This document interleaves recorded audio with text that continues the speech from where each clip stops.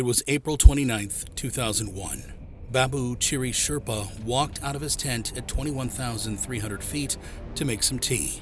The strongest climber on Everest, the man who'd spent 21 hours on the summit without oxygen, was just going 250 feet to chat with friends. But in a few hours, he would vanish without a trace, and by morning, the greatest Sherpa who ever lived would be dead, for reasons that still haunt the climbing world today. This isn't just about one climber's death. This is about what happens when expertise becomes an enemy by itself. By the end of this story, you'll see the fatal mistake that killed Everest's greatest Sherpa, and why sometimes the mountain doesn't punish recklessness, it punishes greatness. Welcome to the Extreme Edge. To be honest, I had never heard of Babu Chiri Sherpa until a cold and windy day in March 2023. I was hiking to Everest Base Camp, and I found myself at one of the most sobering spots you can imagine, the memorial grounds for fallen climbers at Thukla Pass. There are flags and monuments and stones and memorials as far as you can see, and it's breathtakingly solemn and heartbreaking. As I slowly read each name honoring these fallen climbers, I came across the memorial for Babu Chiri Sherpa. I got goosebumps, not just from the whipping wind, but from reading about this legend, because what I discovered about Babu would completely change how I thought about expertise, confidence, and the mountains themselves. Babu Chiri was born on June 22, 1965, in a small village called Taksindu, located high in the mountains of Nepal. This place was so remote that there were no schools, no roads, basically no connection to the outside world. Most kids growing up there never learned to read or write. Babu was different. While other kids were playing with rocks, Babu was staring at the massive peaks surrounding his village, dreaming about what it would be like to climb them. As a child, Babu spent his days helping his parents on their small farm, but his eyes were always on the peaks. He was fascinated by the strange people who occasionally passed through his village. Foreign climbers who looked different, spoke different languages, carried mysterious equipment. He had no way of knowing that these people were some of the world's most elite mountaineers, attempting some of the most dangerous climbs on Earth. To him, they were just interesting visitors who seemed to have some magical connection to the mountains he loved. So, at 16, he became a porter. But while other Sherpas were happy to just carry loads and get paid, Babu decided to take his craft a mile further. He taught himself English by listening to expedition radios. He read every climbing book he could get his hands on. He watched how Western climbers used their gear, how they moved on the ice, how they made decisions about weather and route finding. Most importantly, he started to understand that there was a whole science to mountaineering. It wasn't just about being strong or brave. There were techniques, strategies, equipment, and innovations. There was a craft to it, and Babu wanted to master that craft. Tiny detour on this chaos train. If you'd like to be a part of the Extreme community, get early access to our videos and exclusive polls, come join us on Patreon. See you there. His first real breakthrough came in 1985, when he climbed Mira Peak at the age of 20. Now, Mira Peak is 21,247 feet tall, higher than any mountain in North America. It's a serious climb that challenges even experienced mountaineers. Most climbing teams take 2 full days to reach the summit, with an overnight camp to acclimatize to the thin air. Babu did it in 4 hours. 4 hours. How did he do it? Well, first, Babu wasn't like the rest of us. Remember, he grew up in the thin air of the Himalayas. His lungs and blood were built from birth to thrive where others gasp for breath. Years of carrying impossible loads as a teenage porter had turned his body into a machine. Legs like steel cables, lungs like bellows. But aside from strength, Babu had something rarer, his mind. Once Babu set a goal, he locked onto it like a hawk. No distractions, no doubts, just pure, relentless drive. On Mira Peak, that meant no long pauses to catch his breath, no slow acclimatization, just one unbroken, punishing push straight to the top. What took everyone else 2 days, Babu made look like a morning workout, and that was just the beginning. By his early 20s, Babu was carrying loads that defied belief. While other porters struggled with 30 or 40 pounds, Babu would strap 80, sometimes 100 pounds to his back and move up the mountain like he was carrying groceries. People in the mountaineering community started to take notice. Who was this quiet Sherpa who could move through thin air like it was nothing? But Babu wasn't satisfied with just being fast. He wanted to understand the mountain in ways that went beyond what any Western climber had achieved. In 1990, at the age of 25, Babu reached Everest's summit for the first time as part of an expedition. And this is where most people's stories would end. They'd celebrate for months, tell everyone they met about their achievement, maybe write a book about conquering the world's tallest mountain. But when Babu stood on that summit and looked around at the world spread out below him, he didn't think, "I've conquered this mountain." He thought, "I wonder what else is possible up here. What if someone could climb it faster than anyone thought possible?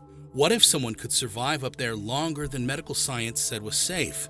What if a Sherpa could not just guide Western climbers to the summit, but rewrite the record books himself?" These weren't just dreams for Babu, but experiments he was determined to conduct. So over the next few years, he returned to Everest again and again. Each time, he learned something new.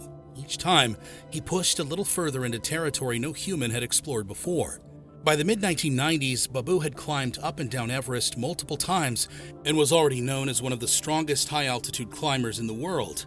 But he was still seen primarily as just a guide, a support person for Western expeditions. That was about to change. In 1999, Babu, once again, was about to climb Everest for the 9th time, this time acting as a guide for a Swedish expedition. His backpack contained all the usual gear you'd expect: oxygen tanks, ropes, and emergency supplies for his clients. But if you had looked closely at Babu's pack that day, you would have noticed something unusual. Something that had never been carried to Everest's summit before: a tiny tent weighing just 2.5 pounds. Now, you might be wondering, why would someone carry a tent to the summit of Everest? After all, this summit is just a small patch of snow and ice. There's nowhere to set up camp, right? It's in the death zone, a place where human beings can only survive for minutes, not hours. Well, Babu had a tent because he was planning to do something that sounds completely insane. He was going to spend the night on Everest's summit, not just reach the top and hurry back down to safety like every other climber in history. He was going to pitch that tiny tent at 29,035 feet and sleep there, alone, all night, without supplemental oxygen. Babu's plan for this stunt came together when he met Martin Zemidis, a designer who worked for Mountain Hardware, in January 1999. Now, Martin was used to dealing with elite climbers, Olympic athletes, world record holders, people who pushed the boundaries of what humans could achieve in extreme environments. But when Babu walked into his office, something was different. Down came this rather short gentleman, about 5 feet. Martin later recalled, "I think he was nothing but a big lung and a muscle with legs like tree trunks." As Babu told him his dream of spending a night on Everest, he laughed at first, thinking it was a sick joke. We get nuts all the time, but this was off the scale. He probably thought Babu had finally lost his mind from too much time in the thin air. But once Zemidis learned that Babu had been up Everest 8 times, most of them without supplemental oxygen, he started taking the idea seriously. This wasn't some reckless adventurer looking for a thrill. This was the most qualified person on Earth to attempt something that had never been done before. 4 days later, Martin handed Babu a 2.5-pound shelter the size of a doghouse that was, in his words, stronger than snot. It was supposedly strong enough to withstand winds that could literally blow a person off the mountain. It was also supposedly going to be able to keep Babu alive in conditions that would kill most people in minutes, at least on paper. And so, in May 1999, with his custom tent strapped to his back, Babu began what would either be the greatest feat in mountaineering history or the most expensive attempt to end a life ever recorded. His expedition proceeded normally at first. Babu guided his Swedish clients through the Khumbu icefall, past the towering seracs that could collapse and crush them at any moment, through Camp 1, Camp 2, up the Lhotse face, that nearly vertical wall of ice that exhausts even elite climbers. But as they climbed higher into the death zone, the Swedish clients began to struggle. The thin air was taking its toll. Their movements became sluggish. Their decision-making started to deteriorate. a sure sign that altitude sickness was setting in. High on the mountain, with the summit painfully close, the Swedish climbers made the smart decision. They turned back. The conditions were too much for them to handle safely. For most guides, this would have been the end of the expedition. You escort your clients safely back down the mountain and call it a successful trip. Everyone goes home alive. But Babu wasn't most guides. He continued upward with two Sherpa teammates, Dawa and Nima Dorje. Together, the three men pushed through the final approach to the summit, battling winds that threatened to knock them off the narrow ridge. At 10:30 a.m. on May 6, 1999, they reached the top of the world. As promised, Dawa and Nima helped Babu set up his tiny tent right there on the summit. And let me tell you, this was no easy feat in itself. They were working with hands so cold they could barely feel their fingers, getting pummeled by winds strong enough to knock them over, all while standing on a patch of snow about the size of your living room. And if they took one wrong step, well, that means tumbling down the side of the mountain for a very, very long time. Once the tent was successfully set, teammates Dawa and Nima Dorje descended back towards safety as planned, leaving Babu Chiri Sherpa completely alone. As the sun began to set and temperatures fell towards 40 below zero, Babu crawled into his tent and prepared for what might be the longest night of his life. Back at base camp and all the way back at Mountain Hardware headquarters in California, people were holding their breath. Martin Zemedis spent the entire night reading mountaineering forums and live expedition updates, and what he saw made his stomach turn. The blogs were saying that I designed the world's highest coffin, Martin later recalled. When I read that, I completely lost it. For the first several hours, Babu's radio crackled with updates. He was alive, he was conscious, he was singing songs to keep himself awake, because doctors had warned him that falling asleep at that altitude without oxygen would probably be fatal.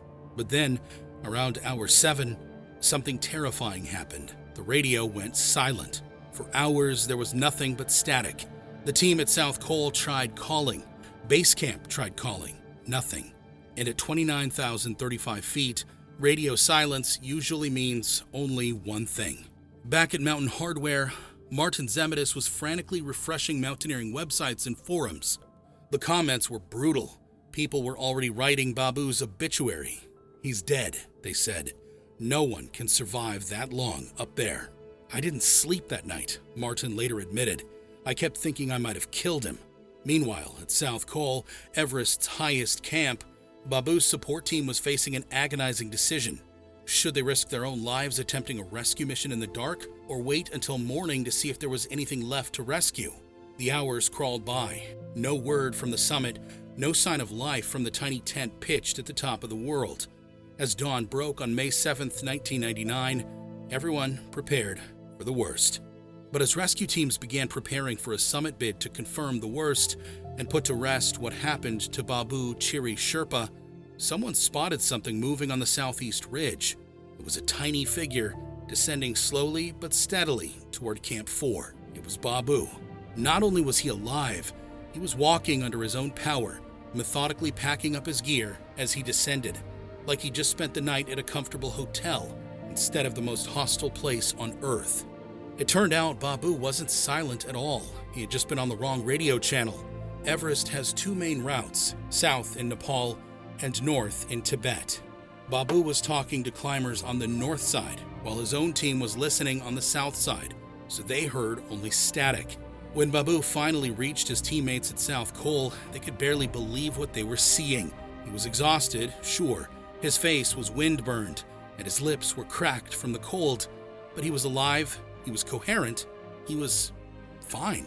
The mountaineering world erupted. Babu Chiri Sherpa had just shattered every assumption about what human beings could survive at extreme altitude. He'd set a record that still stands today. No human being before or since has spent a night on Everest's summit. You'd think he stopped there, but for Babu, this wasn't the end of his quest to redefine what was possible on the world's tallest mountain. It was just the beginning. The following year, Babu decided he wasn't done rewriting the rules. If spending the night on Everest's summit was impressive, then what he planned next was absolutely insane. In 2000, Babu announced his next goal.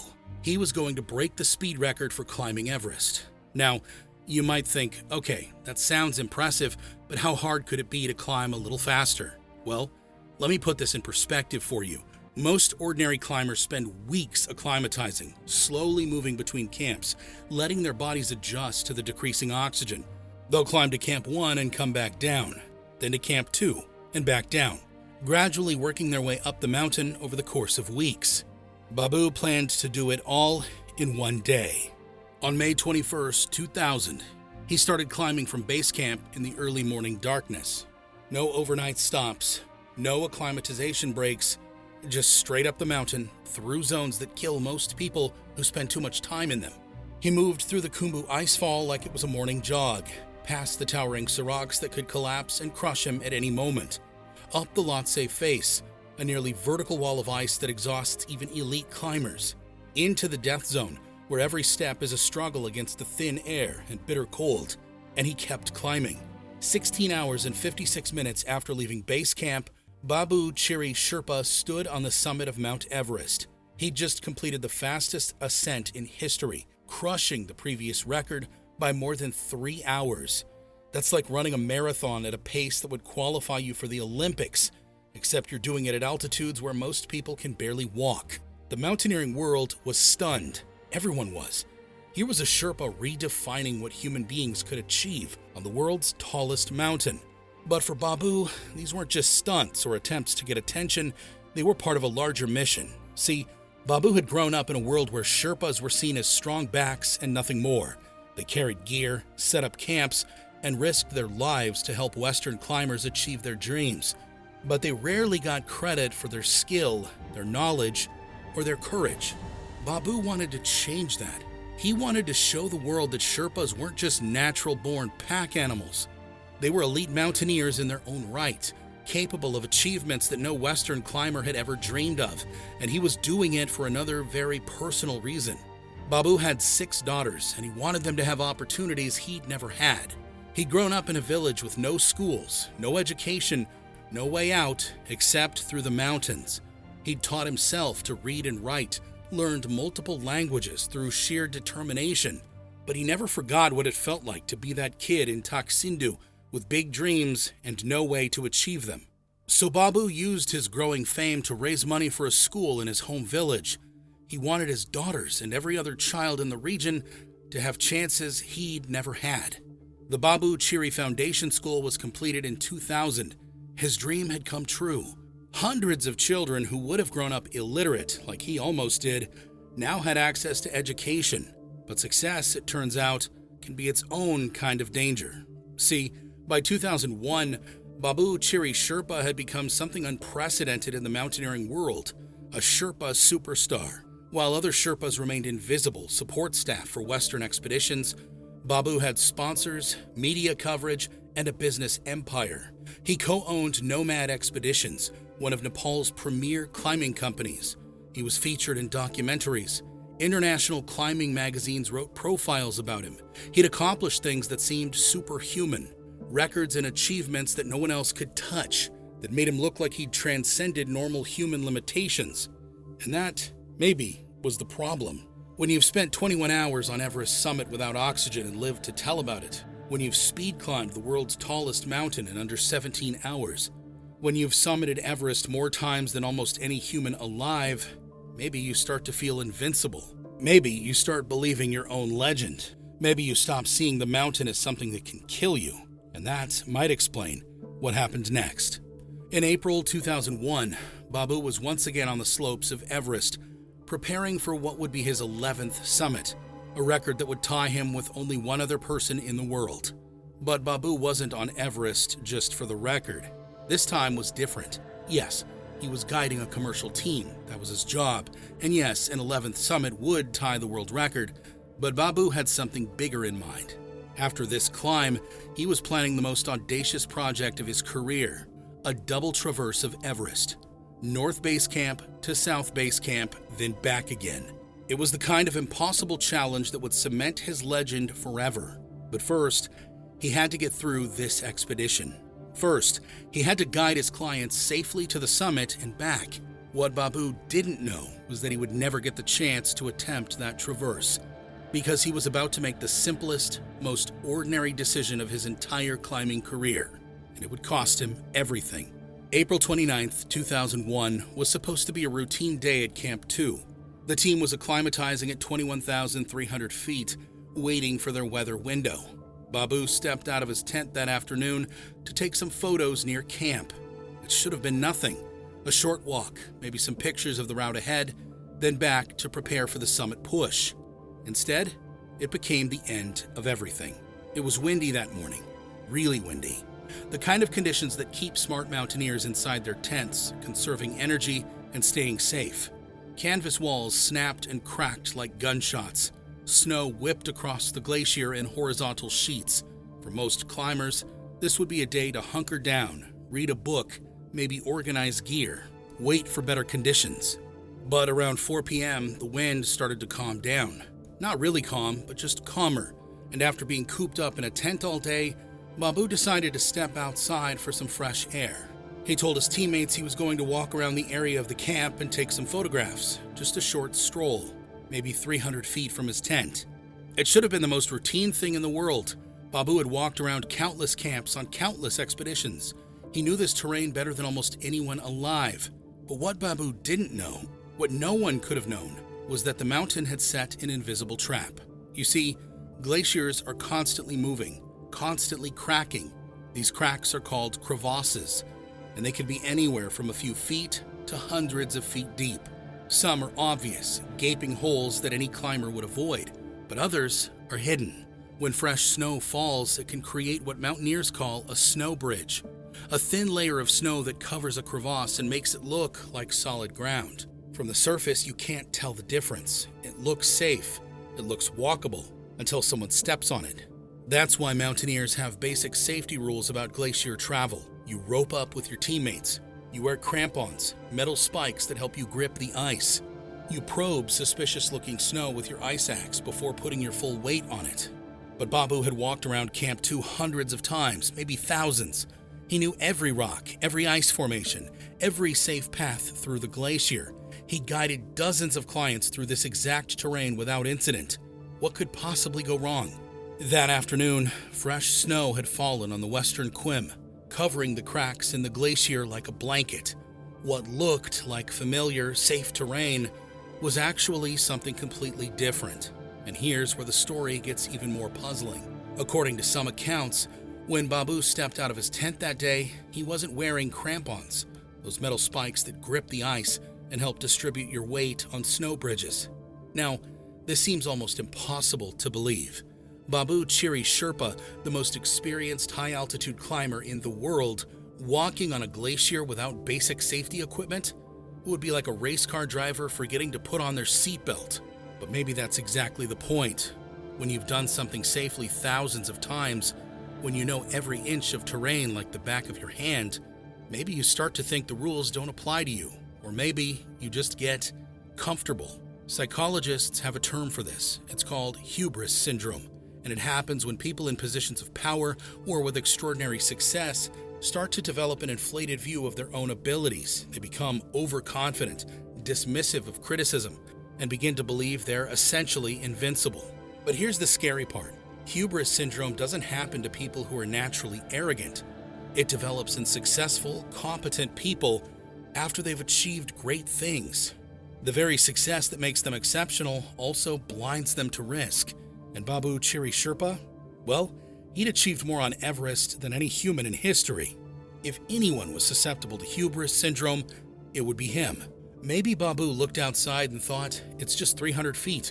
I've walked this path 100 times. I know where all the dangers are. But the mountain had changed the rules overnight.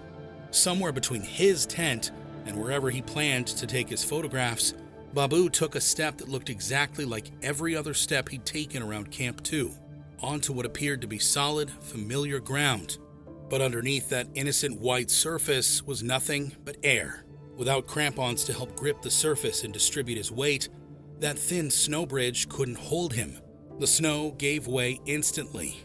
One moment, Babu was walking across the glacier with his camera, thinking about the shots he wanted to capture. The next moment, he just fell into darkness.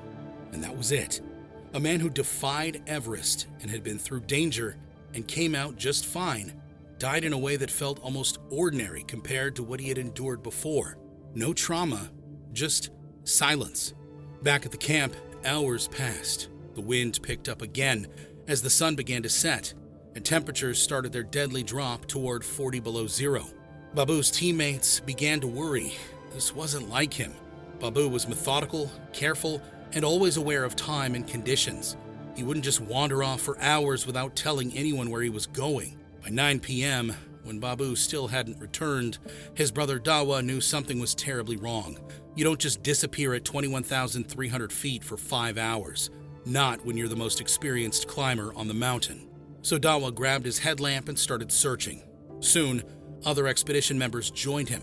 They called Babu's name into the wind, their voices echoing off the ice walls of the western Quim, but there was no response. Just the howling wind and the eerie silence of the glacier. Around midnight, Willie Benegas, an experienced Argentinian climber and the expedition's head Sherpa, Pemba Gyaltsen, joined the search. They spread out across the glacier, following any sign, any clue of where Babu might have gone. That's when they found something that made their blood freeze. They saw footprints, clear boot prints in the snow, leading away from Babu's tent. Easy to follow in their headlamp beams, tracking his path step by step until the prints just stopped. Not gradually, not showing signs of struggle or hesitation, they just ended next to what looked like a small hole in the snow, the kind of innocent-looking spot you might walk over without giving a second thought. But Willie Benegas had seen enough crevasse accidents to recognize what he was looking at. Due to fresh snow, the crevasse was not readily visible, he would later report. It was only apparent because of the obvious hole caused by someone falling in. In that moment, Willie realized the horrifying truth. The greatest Sherpa who ever lived had stepped onto what looked like solid ground, and the mountain had swallowed him whole. Willie rigged anchors in the solid ice and prepared to descend into the crevasse. This was one of the most dangerous rescues in mountaineering. Going down into an unstable crack in the glacier, in the dark, at extreme altitude, knowing that the walls could shift and collapse at any moment. The crevasse was barely 4 feet wide, Willie later recalled, and in the darkness, it seemed to be filled with precarious chunks of ice. I had no idea what I would find. Willie descended deeper into the crevasse, his headlamp beam cutting through the darkness. He knew he was risking his own life. The ice walls could collapse at any moment. The crevasse could shift without warning. He could easily become the second casualty of the night. But this was Babu Chiri Sherpa, the legend who had redefined mountaineering. If there was any chance he was still alive, he had to save him. Willie went deeper and deeper until suddenly his light caught something, a flash of bright clothing wedged between blocks of glacial ice. I came across a wall of ice blocks, and amidst them, I saw Babu's leg. Benegas would later recall, it was a terrifying moment. I immediately realized that he had passed away. The most experienced high-altitude climber in history, the Sherpa who had rewritten the rules of mountaineering, who had built schools and inspired a generation, who had seemed utterly invincible on the world's most dangerous peaks, had fallen. Willie then had to make one of the hardest decisions in mountaineering. The body was trapped under shifting ice blocks. The crevasse was unstable. Attempting a recovery could easily kill him too. But this was Babu Chiri Sherpa. He deserved better than to be left alone in the ice. The recovery took place early dawn. Working in that narrow, unstable crevasse, Willie and another Sherpa carefully removed ice blocks and secured Babu's body to ropes. It was painstaking, dangerous work that could have collapsed on them at any moment. Finally, as the sun rose over the Himalayas, they brought Babu back to the surface.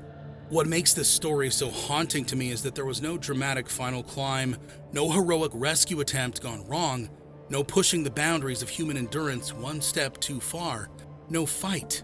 Babu Chiri Sherpa died while taking a walk to snap some photos. One careless step, maybe without the proper safety equipment, maybe just in the wrong place at the wrong time, and the man who seemed invincible was gone. Babu Chiri Sherpa's death reminds us that sometimes the most ordinary moments can be the most dangerous ones of all. If it could happen to him, the strongest, most experienced, most respected climber on the mountain, it could happen to anyone. And that's exactly what makes the mountains so terrifying. What do you think? Does this change how you see risk and safety in your own life? Have you ever gotten too comfortable with something dangerous because you've done it safely so many times before? Let me know in the comments. Thanks for watching, and I'll see you in the next one. Stay bold and live brave.